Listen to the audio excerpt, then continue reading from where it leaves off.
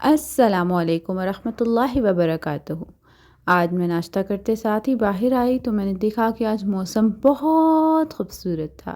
اتنا پیارا موسم مجھے بہت اچھا لگتا ہے، لیکن جب تک بارش نہ ہو اور جب تک طوفان نہ ہو، کیونکہ اس کے بعد جو حال ہوتا ہے وہ بہت برا ہوتا ہے۔ ہمارا ڈرینیج سسٹم نہیں اچھا پاکستان میں۔ پھر میں کمرے میں آئی اور بابا یہاں پہ بھابھی کا روم سیٹ کروا رہے تھے۔ روم سیٹ ہوتے ہی میں آپ کو دکھاتی ہوں کتنا خوبصورت لگ رہا ہے، لیکن یہاں پہ ابھی بہت سی چیزیں انکمپلیٹ ہیں۔ سائڈ ڈرارس نہیں ہیں، وہ بننے گئے ہوئے ہیں، اور یہاں پہ ایک مرر اور سب چیزیں بننے گئی ہوئی ہیں، وہ ابھی تک آئی نہیں ہیں۔ جیسا کہ آپ جانتے ہیں کہ عید الاضحیٰ آ رہی ہے، تو کافی فیملیز جو ہیں وہ اپنے وطن میں واپس جاتی ہیں۔ اسی طرح میری بھابھی بھی ہم سے ملنے پاکستان آ رہی ہیں، تو ہم ان کے آنے سے پہلے ان کا کمرہ سیٹ کر رہے ہیں۔ آج میری سسٹر مجھے کہہ کے گئی تھی کہ آپ نے میرا کمرہ صاف کرنا ہے میرے آنے سے پہلے، تو پھر اب میں ان کے کمرے میں ویکیوم کرنے لگی ہوں۔ اچھا، یہاں پہ میں اب آپ لوگوں کو ایک چیز بتاتی ہوں کہ دیکھیں، جیسا کہ آپ سب جانتے ہیں کہ حج آ رہا ہے، اور حج کے شروع کے 10 دن کی کتنی زیادہ فضیلت ہے، کتنی زیادہ اس میں ہم لوگوں کو اللہ تعالیٰ نے ثواب دینا ہے، وہ آپ لوگوں کو تھوڑی فضیلت بیان کرتی ہوں۔ جیسا کہ آپ سب جانتے ہیں کہ سورہ فجر کی جو پہلی آیت ہے، والفجر ولیال عشر، اس کا کیا مطلب ہے؟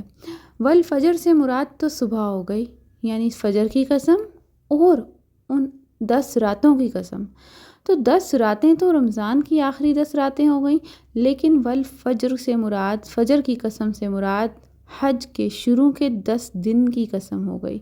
نبی پاک صلی اللہ علیہ وسلم کے پاس ایک بار ایک صحابہ آئے اور انہوں نے پوچھا کہ حج کے شروع کے 10 دنوں کی کتنی فضیلت ہے، وہ ہمیں بتائیں۔ تو انہوں نے بتایا کہ ایک غازی جب جہاد سے واپس لوٹ کر آئے تو اس سے بھی زیادہ، یعنی جہاد سے بھی زیادہ جو ہے وہ حج کی فضیلت، حج کے شروع کے 10 دنوں کی فضیلت ہے۔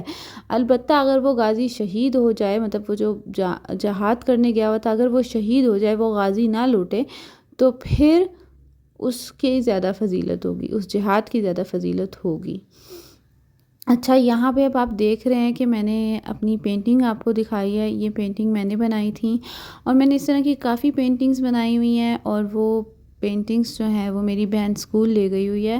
اب یہاں پر میں جلدی سے ویکیوم کمپلیٹ کروں گی۔ ویکیوم کمپلیٹ کرتے ہی پھر میں نیچے والے گھر بھی جاؤں گی۔ یہاں پہ ایکچولی مجھے ویکیوم آن کرتے ہوئے بہت مسئلہ ہو رہا تھا، کیونکہ ویکیوم جو ہے وہ سولر پہ چلنی ہے، اور مجھے بہت خوف آتا ہے سوئچ آن کرتے ہوئے، کیونکہ اکثر انورٹر جو ہے وہ پیپ پیپ سٹارٹ کر دیتا ہے، اور اس کے بعد پھر مسئلہ ہو جاتا ہے۔ لیکن خیر میں نے ویکیوم آن کر لی تھی، اور میں سوچ رہی تھی کہ روزانہ صفائی، آخر یہ گند آتا ہی کہاں سے ہے جو اتنی صفائی کرنی ہوتی ہے۔ اچھا، یہاں پہ میں آپ لوگوں کو ایک چیز اور بتانا چاہوں گی، جو ہم شرک کرتے ہیں۔ ہمارے پاکستان میں نا شرک بہت زیادہ عام ہو چکا ہوا ہے۔ اب آپ کہیں گے کہ ہم تو بتوں کو نہیں پوجتے، ہم تو کوئی ایسا کام نہیں کرتے جس سے شرک ہو، یہ کیا بات ہوئی شرک کر رہے ہیں؟ کیا آپ لوگ درباروں پہ نہیں جاتے؟ آپ لوگ ایسی پیروں کے پاس نہیں جا کے ان سے پناہیں مانگتے، ان سے دعائیں مانگتے کہ آپ مجھے جو ہے وہ یہ دعا دے دیں؟ کیوں؟ کیونکہ آپ کا اللہ سے کوئی تعلق نہیں ہے کہ آپ اللہ سے خود نہیں مانگ سکتے؟ کیا وہ پیر زیادہ اچھا مانگیں گے؟ آپ بھی تو اللہ سے مانگ سکتے ہیں نا۔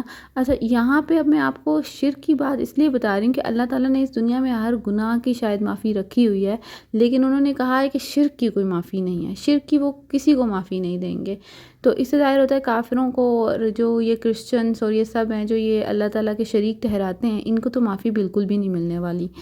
تو اب یہاں پہ میں آپ کو بتاتی ہوں کہ جب ہم لوگ روز قیامت جو ہے وہ جا رہے ہوں گے، اور نبی پاک صلی اللہ علیہ وسلم حوض کوثر کے پاس کھڑے ہو کے ہمارا انتظار فرما رہے ہوں گے، تو جب پہنچیں گے وہاں پہ حوض کوثر کے قریب، تو وہاں پہ کچھ لوگ نبی پاک صلی اللہ علیہ وسلم ان کو دیکھ رہے ہوں گے کہ یہ تو میری امت آ رہی ہے، تو وہ ان کو پانی پلائیں گے، تو ان کی امت کو آگے جا کر کبھی پیاس نہیں لگے گی، ان کی پیاس بجھ جائے گی۔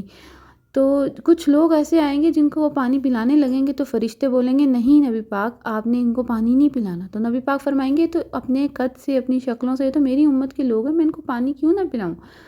تو فرشتے بتائیں گے یہ وہ لوگ ہیں جو شرک کیا کرتے تھے، جو گندگی پھیلاتے تھے۔